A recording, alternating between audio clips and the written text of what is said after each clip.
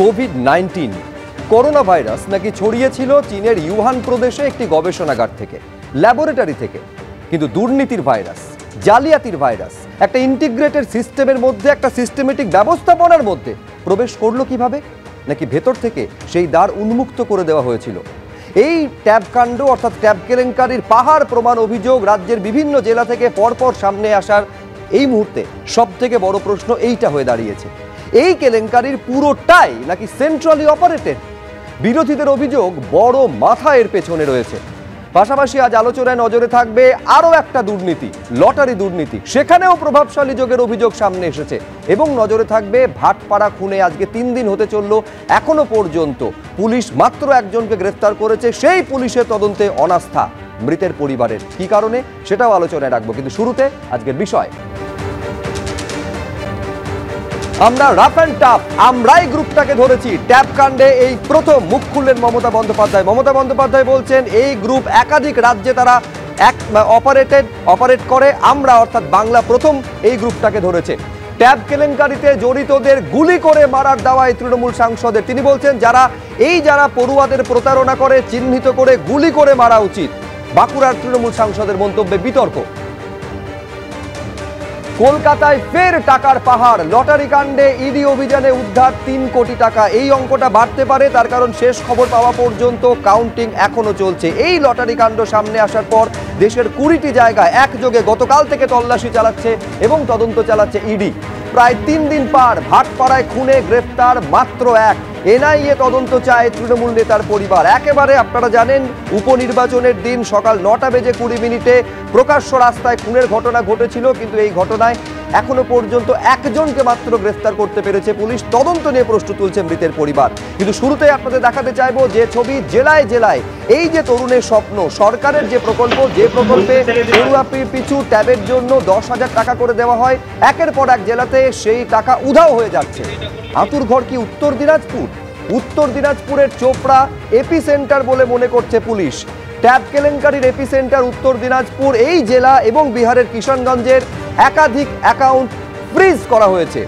দুদিনে 49টি bank account freeze করেছে Kolkata police. আমি পুরোটা আপনাদের সামনে রাখবো যে কিভাবে অপারেশনটা হতো, একটা ধারণা দেওয়ার চেষ্টা করছি। এইটাকে যদি এপি সেন্টার ধরেন, উত্তর দিনাজপুরের চোপড়া, এখান থেকে গোটাটা ছড়িয়েছে। এখনো পর্যন্ত কলকাতা সহ রাজ্যের মোট 11টি জেলায় এই দুর্নীতির জাল ছড়িয়েছে বলে মনে করছে পুলিশ। এমনকি এই ছবিও আপনাদের সামনে রেখেছি যে এই রাজ্যের পড়ুয়ার টাকা সেটা ভিন রাজ্যে পর্যন্ত চলে গিয়েছে। ফলে দুর্নীতি কিভাবে কতটা ছড়িয়েছে এইটা এখন পুলিশ তদন্ত করে দেখার চেষ্টা চালাচ্ছে। আমি শুরুতে আপনাদের দেখাতে চাইবো যে মুখ্যমন্ত্রী মমতা বন্দ্যোপাধ্যায় এই প্রথমবার ট্যাব দুর্নীতি এবং কেলেঙ্কারির বিষয়টি সামনে আসার পর মুখ খুলেছেন। কি বলেছেন দেখুন। ট্যাব নিয়ে সিট গঠন করেছে, এটা অ্যাডমিনিস্ট্রেশনের কাজ, অ্যাডমিনিস্ট্রেশনকে করতে দিন। এর মধ্যে মহারাষ্ট্রেরও অনেক পূজা ওরা হাইজ্যাক করেছে, অন্যান্য রাজস্থানেরও করেছে, সব স্টেটের থেকে হাইজ্যাক করেছে। এই গ্রুপটাকে আমরাই ধরতে পেরেছি। সুতরাং আমাদের administration is very strong, rough and tough. তারা অলরেডি 6 জনকে অ্যারেস্ট করেছে, সিট গঠন করেছে, বাদবাকি যা যা করার করবে। এবং ট্যাবে যারা টাকা পায়নি তাদের সবাইকে টাকা দিয়ে দেওয়া হয়েছে। অর্থাৎ একেবারে এরপরে পুলিশের তরফ থেকেও সাংবাদিক বৈঠক করা হয়েছে। 3টি রাজ্যে এই গ্যাং তারা জালিয়াতি চক্র চালাচ্ছে, মহারাষ্ট্র, রাজস্থান এবং ঝাড়খণ্ড। মুখ্যমন্ত্রী বলছেন যে বাংলায় প্রথম যারা এই গ্যাংটাকে তারা ধরতে পেরেছে। একের পর এক গ্রেফতারে এখনো পর্যন্ত হয়ে চলেছে। অভ্র সেনের কাছে শুরুতে আসতে চাইবো। তার মানে অভ্র, তোমাকে তো এই একটা বিষয়ে প্রশংসা করতে হবে যে বাংলা প্রথম যারা এই একটা গ্যাংকে তারা পরপর ধরছে, তদন্ত চলছে। এগিয়ে বাংলা অ্যাপ্রিসিয়েট করবে তো? না, সত্যি এগিয়ে বাংলা। তো এই প্রকল্পটার নাম তরুণের স্বপ্ন রাখার বদলে তো চুরির স্বপ্ন রাখলে আরও বেটার হতো, আরও এগিয়ে থাকতাম আমরা। কারণ এই যে কোনো প্রকল্প হবে সেটাতে চুরিই হবে। আপনাকে বুঝতে হবে যে ট্যাবের জন্য এবার ফাইন্যান্সিয়াল বাজেটে টাকা বরাদ্দ যা হয়েছে এফেক্টিভলি সেটা হচ্ছে 1300 কোটি টাকা। এবং আপনারা নিজেরাই জানেন, দেখানো হয়েছে জায়গায় জায়গায় যে সাউথ 24 পরগনাসে যেই 15,000 ছাত্রের পাওয়ার কথা ছিল তার 1/3 ছাত্ররা কিন্তু ট্যাবের টাকা পায়নি। ছেড়ে দিন পূর্ব মেদিনীপুর, পূর্ব বর্ধমান, একজন ছাত্র টাকা পায়নি। এবার আমি কটা তথ্য দিচ্ছি। সেপ্টেম্বরের 4 তারিখ একটা সর্বভারতীয় সংবাদ মাধ্যমে একটা রিপোর্ট বেরোয়। এই ট্যাবের টাকাটা ওই সেপ্টেম্বরের শুরুতে প্রত্যেক কটা ছাত্রের অ্যাকাউন্টে কিন্তু ডিসবার্স হয়ে যাওয়ার কথা ছিল। কিন্তু কোনো একটা অজ্ঞাত কারণে রাজ্য সরকার ডিসাইড করে যে না, আমরা ট্যাবের টাকাটা এখন পাঠাবো না। এর সঙ্গে আপনি একটু লিঙ্ক করুন 1-2 দিন আগে বেরোনো নিউজ পেপার রিপোর্ট, যেটা আমি আবার দেখাচ্ছি। সায়ক দাস বলে একজন এসপি রয়েছেন, উনি মালদা জেলার এসপি, উনি একদম ক্যাটাগরিক্যালি স্টেটমেন্ট দিয়েছেন যে হাশেম আলী বলে যেই ছেলেটিকে ধরা হয়েছে, যার বাবা একজন দুর্দান্ত প্রতাপ তৃণমূলের নেতা, যে নাকি সাইবার ক্যাফে খুলে হার্ড ডিস্ক জমিয়ে এই পুরো ব্যাপারটা করেছিল, সে নাকি জুলাই মাস থেকে সরকারি website quote and quote infiltrate করে ফেলেছিল। এবার সেইটা যদি এত সুন্দরভাবে প্ল্যান করে এদের গ্রুপ নিয়ে এরা করে ফেলে, সব বুঝলাম, তারপর আমি বলছি রাজ্য সরকার এবং রাজ্য প্রশাসন কোথায় কোথায় ইনএফিশিয়েন্ট তুমি বলছো, আমি বলছি একই রকম ভাবে এটা প্ল্যান করে ফাইন, আমি বলছি একই রকম ভাবে যেখানে পাশের রাজ্যের জামতারা থেকে দেশ জুড়ে, আমি বলছি জামতারা থেকে তো দেশ জুড়ে এই প্রতারণা চক্রচার চলে, তাহলে বিষয়টা হচ্ছে যে কেন্দ্র কি করছিল এই জামতারা গ্যাংকে এখনো পর্যন্ত গ্রেফতার করে সম্পূর্ণ নালিফাই কেন করা গেল না, এটা তো বড় প্রশ্ন। কিন্তু অভিযোগ রাজ্যের ক্ষেত্রে তুলছে অগ্রসেন এবং বিরোধীরা তো বটে স্পেসিফিক্যালি।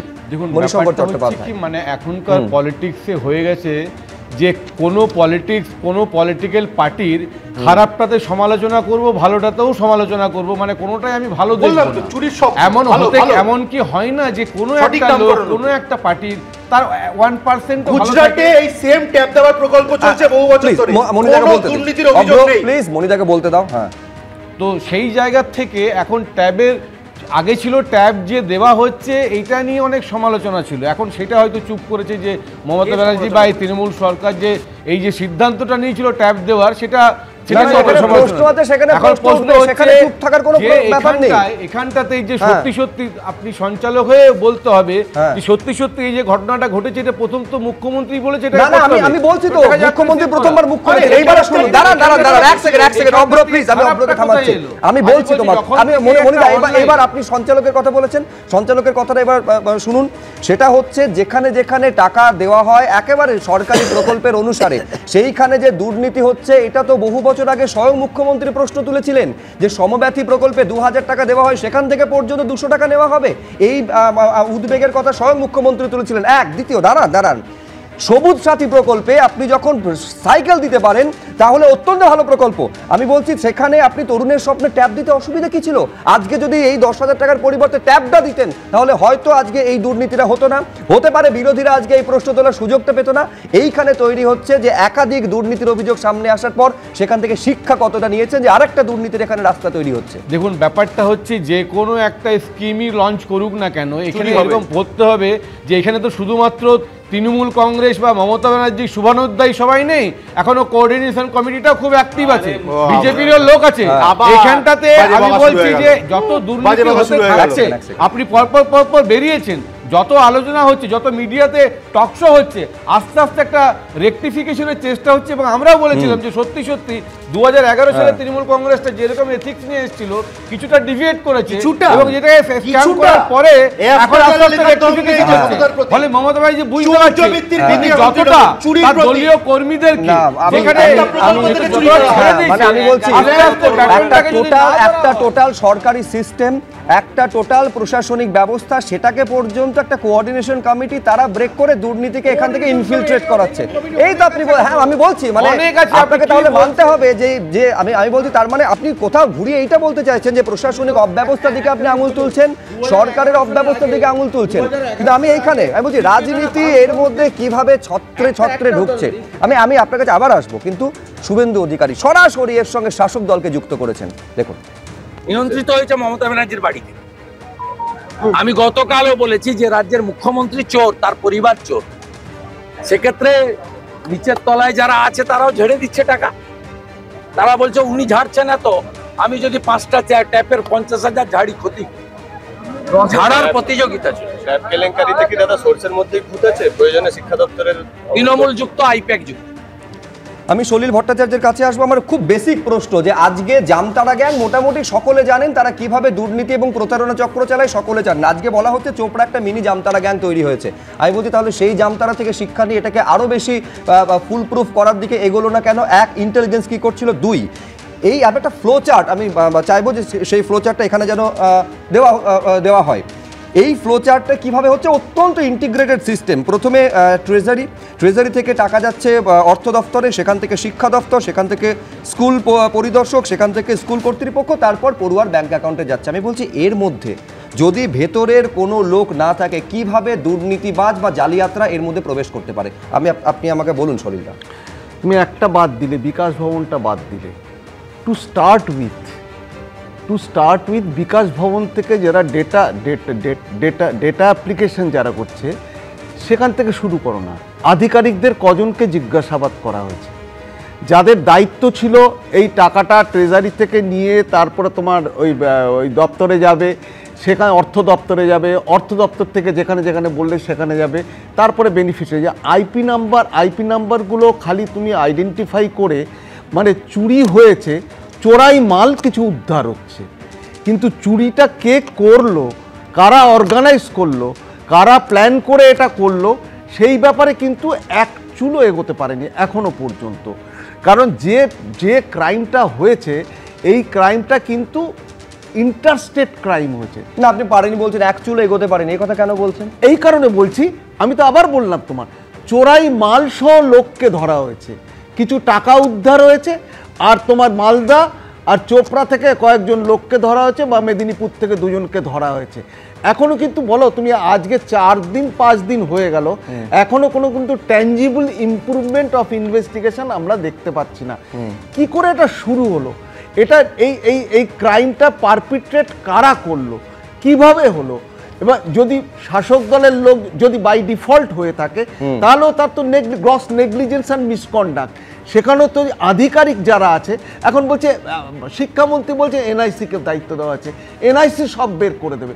যদি এনআইসি সব বের করে দেয়, তাহলে এত সিট গঠন করে এখনো পর্যন্ত 90টার উপর এফআইআর হয়েছে শুভ্রজিৎ, 90টার উপর এফআইআর হবে, এবং সেইগুলো ক্লাব করার পরেও কিন্তু আমার কিন্তু এখনো সন্দেহ যাচ্ছে না যে অ্যাকচুয়াল অর্গানাইজার কারা, অর্থাৎ এর পেছনে মাথা কারা, সেইটা কিন্তু বড় প্রশ্ন। আমি পুলিশের ভার্সনটা খুব ছোট্ট করে এখানে রাখি, যে 1911 জন পড়ুয়া প্রতারিত হয়েছেন, 11 জনকে গ্রেফতার করা হয়েছে।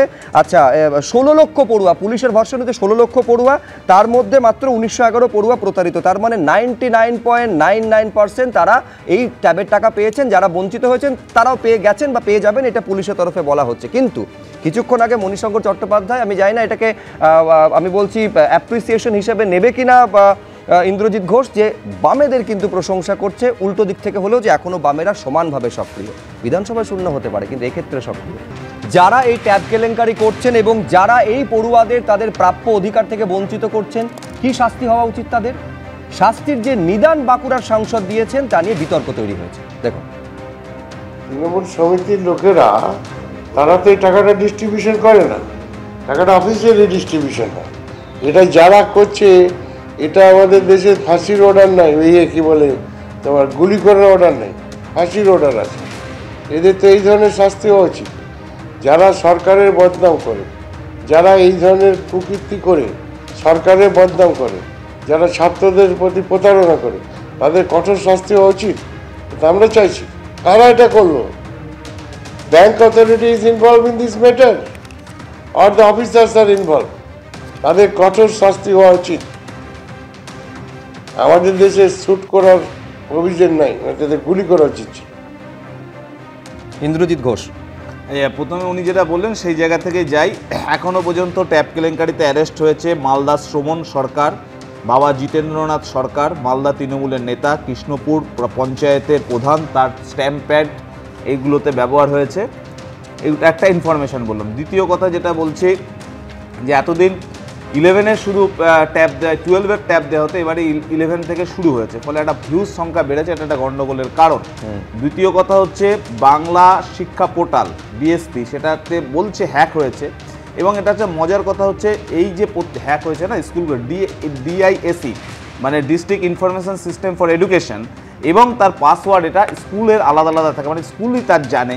সেই কারণে এই ট্যাব কেলেঙ্কারি হওয়ার সাথে সাথে এরা হচ্ছে স্কুলের প্রধান শিক্ষকদের বিরুদ্ধে এফআইআর করতে বলেছিল। কিন্তু ঘটনা হচ্ছে, একটা স্কুলের হলে আপনি প্রধান শিক্ষকের বিরুদ্ধে এফআইআর করতে পারবেন, কিন্তু এটা যখন বড় আকারে সারা রাজ্য জুড়ে হয়েছে, তখন নিশ্চয়ই একটা সেন্ট্রালি কোথাও প্ল্যানিং করা হয়েছিল, এবং বিএসপি পোর্টালটা হ্যাক হলো। তো রাজ্য সরকার এরকম একটা পোর্টাল বানালো, যে কেউ হ্যাক করে নিয়ে চলে যাচ্ছে, এবং আরও মজা হচ্ছে, মুশকিল হয়ে যাচ্ছে স্কুলের শিক্ষক মহাশয় দিদিমণিদের, যে হেডমিস্ট্রেসদের, এদের বিরুদ্ধে কমপ্লেন হচ্ছে, সেই কমপ্লেন তুলছে না। আবার স্কুল কর্তৃপক্ষ যখন ব্যাংকে কমপ্লেন লেখাতে যাচ্ছে, ব্যাংক কমপ্লেন নিচ্ছে না, তারপরে থানার এফআইআর নিচ্ছে না, মধ্যশিক্ষা পর্ষদ থেকে মানে ডিআই অফিস থেকে লিখিত আনার পরে হচ্ছে সেখানে কমপ্লেন করানো যাচ্ছে।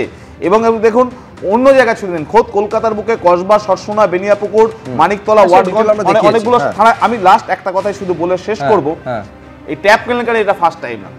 2020 সালে, এই 2022 সালে শরৎচন্দ্র মেমোরিয়াল এইচএস ইনস্টিটিউশন, তার ছাত্র নীলাদ্রি হালদার, সে হচ্ছে তার অ্যাকাউন্টের টাকাটা অন্য অ্যাকাউন্টে ঢুকেছিল, একটা নর্থ বেঙ্গলের অ্যাকাউন্টে। 2 বছর আগের এই ঘটনা থেকে রাজ্য সরকার শিক্ষা নেয়নি, এই ঘটনা ঘটতে হয়েছে। আসলে এই দুর্নীতি তৃণমূলের রন্ধে রন্ধে দুর্নীতি। এবং আমার একটাই বক্তব্য, রাজ্য সরকার তার জায়গাগুলো চুরি আটকাতে পারছে না। যদি কোনো পলিটিক্যাল এজেন্ডা না থাকে তখন সেই 2022-20 সালের আমি বলছি যে আপনি যেটা বললেন, আপনি যেটা বললেন, আমি বলছি হওয়ার পরে পুলিশের তৎপরতা শুরু হচ্ছে, হ্যাক হয়ে যাচ্ছে, এমন একটা পোর্টাল তৈরি করেছে, হ্যাক হয়ে যাচ্ছে। এইটা যদি কথা হয় তাহলে প্রতিদিন আপনাকে টক শো করতে হবে। এটাও যদি কথা হয়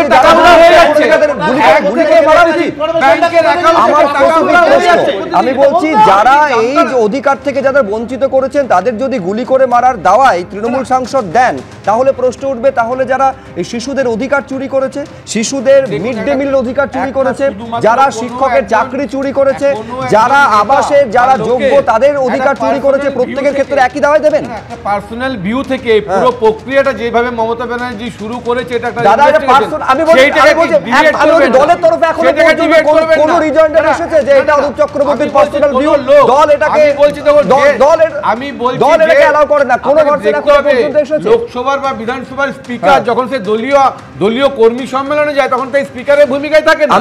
আমি এই প্রশ্নে আসতে দেব, আমার এখনো বাকি দুজন অতিথি রয়েছে, যে তিনি কোন ক্যাপাসিটিতে বলছেন।